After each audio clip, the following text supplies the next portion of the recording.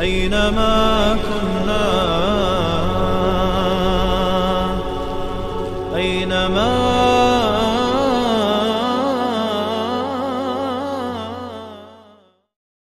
بسم الله والحمد لله والصلاة والسلام على رسول الله. اما بعد، السلام علیکم و رحمت الله و برکاته.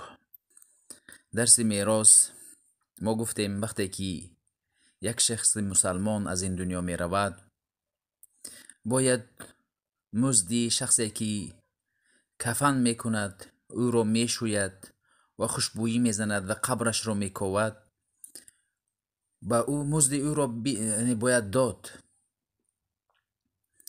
و اینچنین از میراث این میت باید اجر و پاداش شخصایی که قبر او را میکوند میشویند از میراثش باید داد.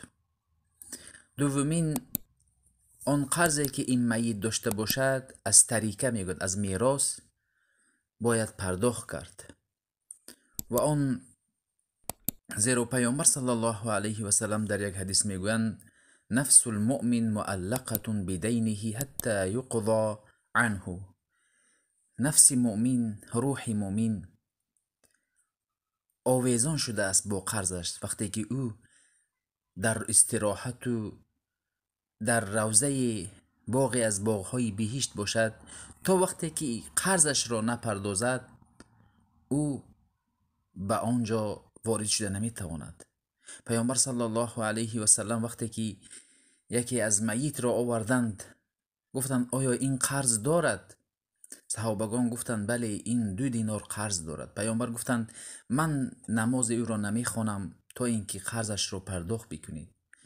ابو قتاده برگردنشان قرض او را گرفتند، قرض این میت را گرفتند. پیامبر صلی الله علیه و سلم نماز گذاشتند. برای همین قرض میت را اول باید از میراثش پرداخت کرد. میراث او را بسیار شخصایی که میراث میگیرند میراثش را تقسیم کرده میگیرند و به قرضش کار نمیدارند.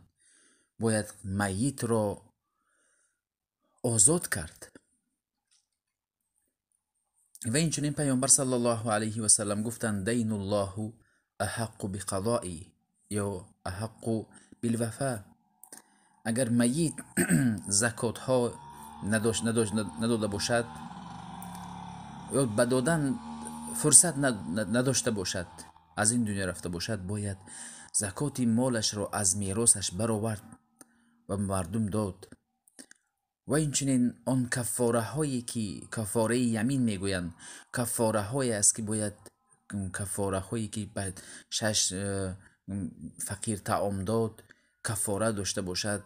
یمینی بعضی در شریعت قسم یاد میکنند، وقتی که از قسمش کسی میخواهد که برگردد با 10 نفر طعام داد.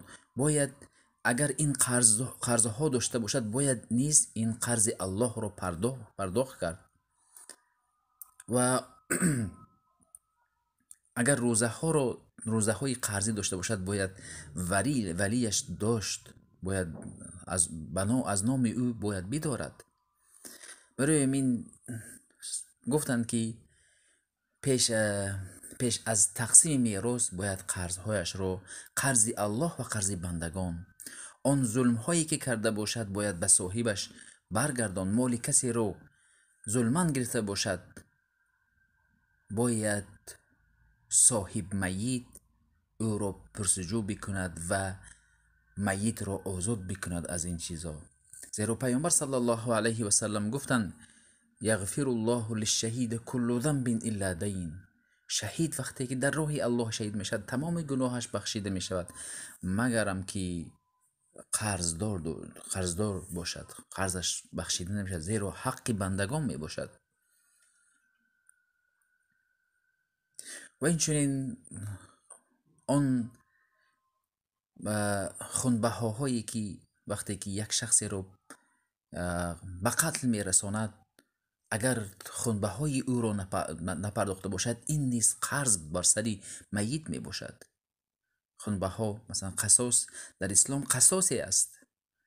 قصاص یک شخصی رو به قتل رسانده باشید، اگر ولی مقتول کشته شده شما رو ببخشد، شما باید خونبهای این میت رو پرداخت کنید.